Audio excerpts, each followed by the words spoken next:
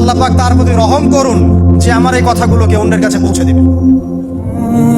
নবীজির ভাষণ। এরপর নবীজি বলছেন, জেনে রাখো নিশ্চয়ই তোমাদের পরস্পরের, মুসলিমদের পরস্পরের সম্পদ, পরস্পরের রক্ত, পরস্পরের এই যে জান মাল ইজ্জত, এগুলো একে অপরের জন্য হারাম। মুসলিমদের পরস্পরের রক্ত, পরস্পরের ইজ্জত সম্মান একে অপরের জন্য হারাম, এর হানি করা একে অপরের জন্য হারাম। ঠিক যেমন আজকের এই দিন হারাম, এই শহর হারাম, এই মাসও হারাম। নবী করিম সাল্লাল্লাহু আলাইহি ওয়াসাল্লাম বলছিলেন, জেনে রাখো তিনটা বিষয়ে যেন তোমাদের অন্তর কখনো খেয়ানত না করে। তিনটা বিষয়ে তোমাদের অন্তর যেন কখনো খেয়ানত না করে। এক, তোমরা যে কাজটাই করবা শুধু আল্লাহ পাকের সন্তুষ্টির জন্য করবে।